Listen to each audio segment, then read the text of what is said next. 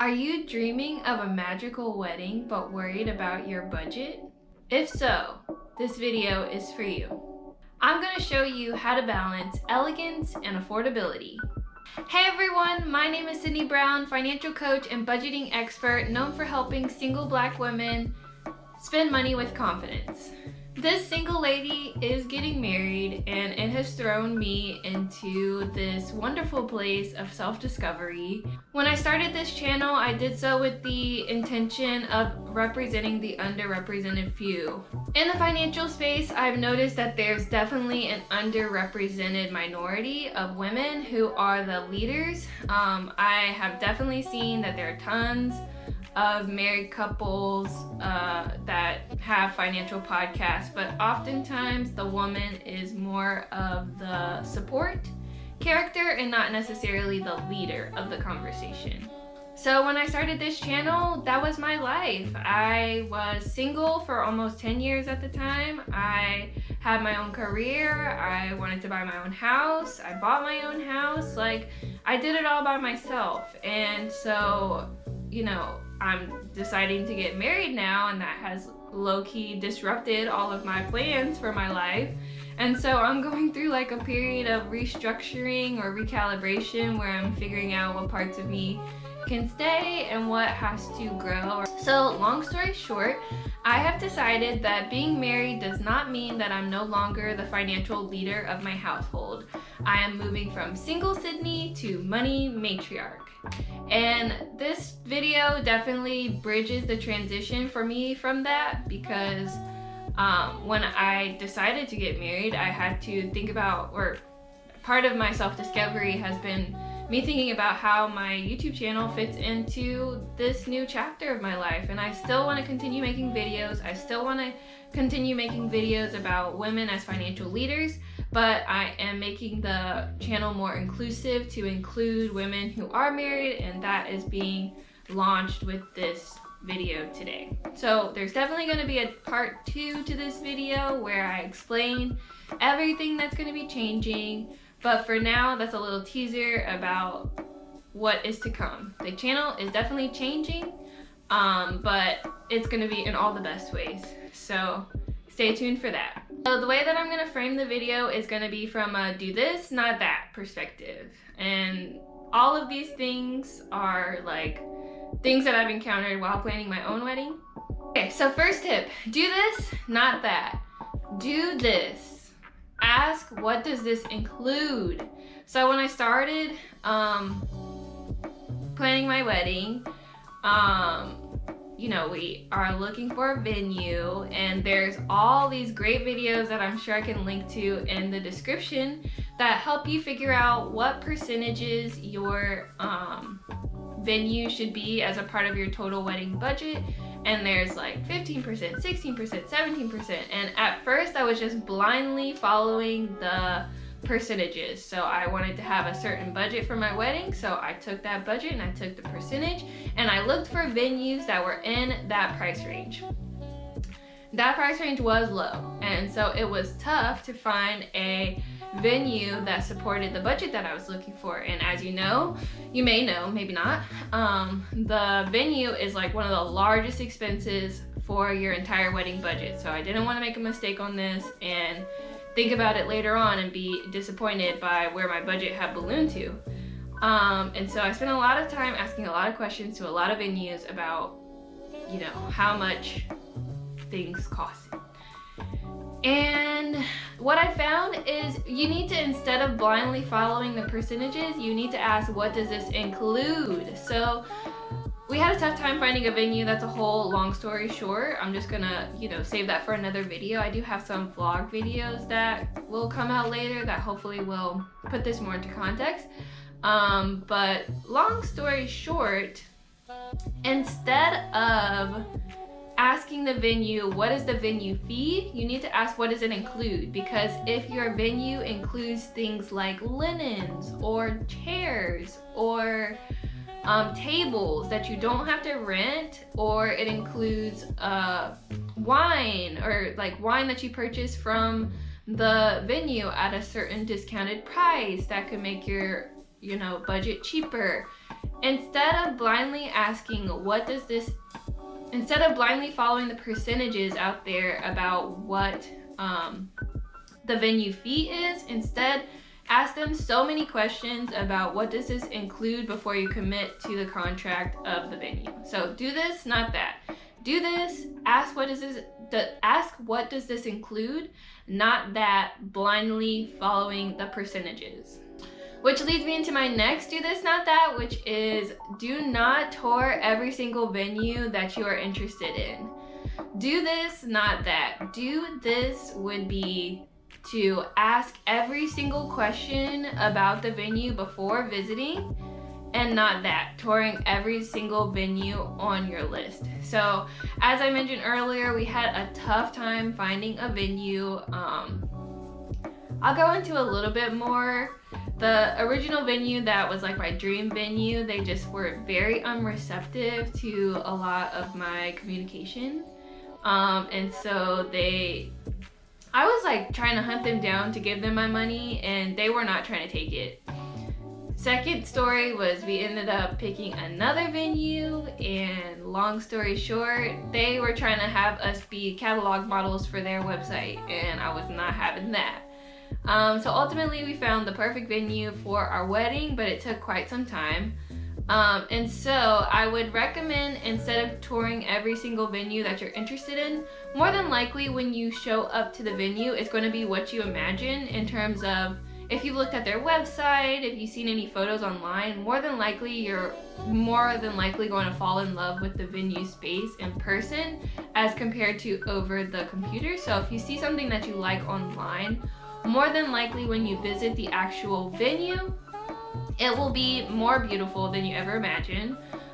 So before visiting, if you are a budget conscious bride, I would look at I would ask all the questions about what does it include, trying to get every answer about how much things will cost prior to your visit, because once you visit, you will love the venue more than likely, and more than likely, if you already know that it fits within your budget, it's okay for you to fall in love with that space versus falling in love with the venue only to find out that you can't afford it.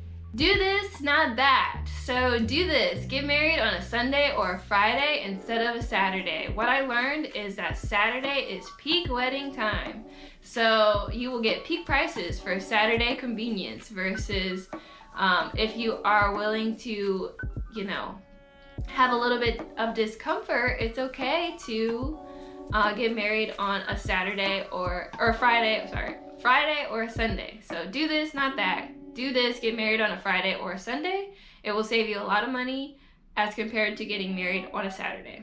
Do this, not that. Get married during peak wedding season, or don't get married during peak wedding season. Get married during off wedding season. So do this, not that. Get married during off-peak wedding season, which is normally the offset months. So, for example, like June, July, or August, as compared to like September, October. Those are like more of the peak time. And also you can mix and match the two. So we ended up getting married during a peak month on an off-peak day. So for example, I'm planning to get married in September, but we're getting married on a Sunday. Do this, not that. Attend Wedding Expos. I thought Wedding Expos were great. I found my DJ at a Wedding Expo. I got a great discount on the price for winning the raffle. We also saw a lot of wedding venues there. We got the second venue that we looked at, we got a discount for going to the Wedding Expo. The tickets themselves were free to go to the Wedding Expo, but obviously everybody there is trying to sell you something. But they're all, for the most part, things you need, so it kind of made my research a lot quicker. It just gave you a list of people that you could contact, and I felt like it really did help me plan my wedding quickly. We found our caterer at the Wedding Expo. We didn't get a discount, but we did try the food while we were there, and we were kind of familiar with them before anyway. We got a discount on the DJ, like a $500 discount, and that makes it worth it for me. What else did we get at the Wedding Expo? we found a bunch of like photographers and makeup artists and all sorts of things, and you can get discounts just by being at the Wedding Expo, so I would recommend them. I thought it was great. It can be a little overwhelming when you go. Bring some girlies or your husband with you, your future husband with you, but overall I would recommend Wedding Expos because you get tons of discounts. You can try on dresses. Oh, I think I got a coupon for my dress at the Wedding Expo as well. So yeah, do a Wedding Expo. You'll save so much money just by getting all of the information in one place, and it will save you so much time and money. Not that. Do your research. Don't do your research completely online. Go to a Wedding Expo in your area to save yourself time and money. Do this, not that. Do this. Get a wedding email. So that goes into the Wedding Expo thing. When you go to the Wedding Expo, everyone's going to be bombarding you for your information, and you are going to need to give them that information. But in order to not give them the information that you will be harassed forever with, just create a wedding email so that all of the email that comes to you from that account has been new wedding things. So from discount promotion emails to invoices about the wedding, all of that stuff is at the top of the list. Once the wedding is over, you can move on from that email and not be harassed forever from those people if you don't want to talk to them anymore. Or if you do want to, continue to be in contact with them, you can give them your new information. But long story short, once you're done with the wedding, you can be done with that email as well and move on from the promotional emails for wedding life. Do this, not that. When I started planning my wedding, I talked to my fiance about what are the priorities for our wedding. So identify what 3 priorities are for your wedding. If it's how the venue looks, or if you want to have a big wedding or a small wedding where everybody you know is invited or only a select few are invited. Decide what kind of wedding you want to have, and decide early on before you begin any planning, because it will make a difference later. Once you start getting these invoices for thousands of dollars that you never imagined things could cost that much, definitely will need to look back at those priorities and decide where you want to spend and what you want to save on, because some things matter to you and some things really don't. And if they don't matter, don't spend the money. But if they really do matter from the beginning, then make sure that they are shown up and are presented well in your wedding. So all of that to say, decide early on what the wedding looks like and what kind of wedding you're trying to have. Are you trying to have the cheapest, most cost-efficient wedding that you've ever imagined in your life? Plan that. If that's what you want, plan that. If you are trying to have the most extravagant wedding because you only live once, plan that. I'm not stopping you. As long as you have the money and the cash to provide for that type of wedding, do that. Or if you want to have something in between, plan that. Just decide what's important to you early and make sure that you can finance that wedding so you're not starting off your marriage with a bunch of debt. Do this, not that. So along the same lines, if you are trying to plan a wedding that is cost conscious, decide who matters to you and who doesn't. Invite the people that really matter to you, and don't invite the people that are going to bring the drama to your wedding. If somebody isn't absolutely so excited for you to be getting married, then don't invite them to your wedding. Like, don't spend $100 on a plate for somebody that you really don't care about when it comes to your wedding. So don't invite that cousin from, somebody you have never met before. You've only seen them once in your life, because don't invite them. Like, if you're not thrilled to have them at your wedding, don't invite them. There is a cost to every guest at your wedding. And if you're a budget conscious bride and you want to calculate that cost, do that. But as a reminder for yourself for how much it costs to add people to your invitation list. Invite the people that you want to have at your wedding, but cut the people that shouldn't be there, because every person that you invite costs money. So pay for the people that you really care about. Do this, not that. Buy secondhand or DIY where you can. I am not really the advocate for DIY everything, because I saw someone get married and they DIY'd everything, and I can tell you their wedding ended up costing well over what I intend to spend on my wedding. So all of that to say, DIY where you can, but don't overwhelm yourself with DIY projects if that's not your jam. If you love DIY and you love working on the Cricut and you love creating and crafting and doing all that stuff, great, more power to you. If you're having fun, do it. But for me, I did not want to spend, that is stressful to me. I did not want to come up with all these different projects. I did not want to, you know, be dealing with all that stuff at the last minute. I wanted to, you know, DIY to save some money if possible. So for example, I DIY'd my invitations because I'm really good with like Canva, and I had a vision and a dream for it, and I thought I did a pretty good job of executing on that, and I only spent like $34 on those invitations as compared to, you know, hundreds of dollars on invitation suites. So I DIY'd where I could, but if that is not something you want to do, like, I'm low-key dreading some of the Cricut projects that I haven't started yet, and that is just going to be its own thing. I'm just going to procrastinate on that until the last minute because I'm not looking forward to it. But long story short, DIY where you can, buy secondhand if possible, join a bunch of Facebook groups where people are selling their wedding stuff, buy nothing groups, join buy nothing groups, shop at the thrift store for things that are like pretty minuscule and don't matter, buy secondhand, Facebook Marketplace, DIY what you can, but in my opinion, don't DIY everything, because sometimes it can get more costly to DIY than it would be to just buy it. Do this, not that. Skip or scale back on traditions that don't matter to you. So for example, we decided to do cupcakes instead of a traditional cake.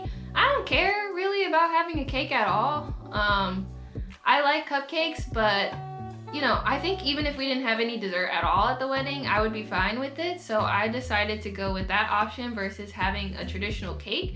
I didn't feel like I was losing anything by not having a cake at the wedding. You know, maybe people will judge me for it, but I just don't care about the whole cake cutting thing. So I just skipping that tradition, and it's, as a result, we're saving money on that too. So if there's a tradition you don't really care about, just skip it to try to save some money. But if there's something you care about, if something does matter to you, obviously spend the money, but if it doesn't matter, skip it and try to save money on it. Do this, not that. I learned the hard way on my dress. Do not start shopping for a wedding dress until you are ready to buy. Finding a wedding dress is easy. I don't care what anybody says. Maybe that's a controversial opinion, I'm not sure. Finding a wedding dress is so easy. You will find a wedding dress in 5 minutes as soon as you look for one. I went to 3 places and I found a wedding dress at every single one of them. All of them were beautiful. Some of them were cheaper than others. So do not start shopping for a wedding dress until you're ready to buy a wedding dress, because once you start shopping, the pressure to buy is on. They will tell you that that dress is going out of stock and you can't buy it anymore. Lies. They will tell you that this is a one-day only sale and you can't return it if you don't buy it right now, which is true, but it can, you know, cost you money if you choose to buy it and you don't like it. Me. What else? You can go shopping with the coupon, and nothing bad happened at that appointment. I actually loved that dress, and that was really the problem for everything. So long story short, don't go shopping for the dress until you're ready to buy, because you will regret it. You will remember this video and I told you not to do it, and you did it anyway. If I could do the dress thing all over again, I would not make multiple appointments at multiple different places. I did that and I felt like I said, I found a wedding dress at every place I went shopping for. I would make one appointment, look at the dresses they have at that one store. More than likely you will find a dress at that store. Decide if you want that dress, before moving on to the next place. Make one appointment at a time and assess the dresses that are there before moving on, because the more shopping you do, the more dresses you will find. And what it was told to me was over shopping. That's what I did. I over shopped. I should have just went to the one place. I found the dress that I loved. The first dress I tried on, I loved it. And I couldn't move on from there. I had other appointments and I stuck to those other appointments. I kept finding dresses and it made it difficult for me to pick. And then it was just all of this drama that I won't go into. But long story short, don't shop consignment if you don't care about your dress that much, which I wish I would have done, because I don't really care about having a designer dress, but that's what I ended up choosing. And it's fine, but if I could do it all over again, I would shop consignment. I would shop the sale only. I would go to some of those other places that I was able to find a much cheaper dress. And I've just come to terms with it at this point. I'm not really like upset about it. I think I wish I could have spent less on my dress for sure, but at the end of the day, it's really important to me to have a dress that I actually love. And I don't want to ever look back on my photos of myself in my wedding dress and be like, that isn't really the dress I wanted. Like, I wanted to make sure that the dress that I had is the dress that I actually wanted. So it is what it is. You have to like chalk up some losses to the, the sky. But, if I could go back, I would shop consignment and I would shop the sale only, and I would just be done with it after that, and I think I would have been just fine. A couple other things on the dressing. There are, on the website, the FAQs will more than likely tell you their range for wedding dresses from this price to this price, with the average dress falling at this price. Make sure that the wedding dress that you're looking for falls within that price range before making an appointment. I found that to be true. Whatever they said on their website, the average dress falling between that price range ended up being what I spent at each of those places. I didn't buy a dress at every single one, but the dress that I picked out costed the amount on that website, so I thought that was helpful. And one other thing is there's a national bridal sale over the summer, so that's when I was able to find the dress that was on sale. So would recommend shopping during the national bridal sale if you have time for your, like, in between when you get engaged and you get married. If there is time for you to shop the sale, or you can look up bridal sales near you and see if there is a sale coming up. If there's a sale, just wait till the sale. Just wait till the sale. You will find a dress wherever you go shopping. I promise you, finding a wedding dress is so easy. And you probably won't believe me, and you'll probably repeat the same mistakes that I made, but all I can do is tell you, so don't do it. So there you have it. That is my strategy for planning your dream wedding without breaking the bank. Let me know in the comments, do you think it's taboo still in 2024 for women to be leading their money conversations? I'm not so sure. I think it is, but I'm hoping that's changing, so let me know what you think in the comments below. Like this video to let me know that you enjoyed the video. Make sure you subscribe so you never miss another video.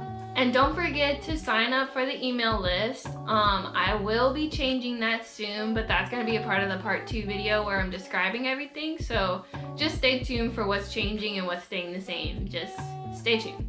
That's it for today. Bye!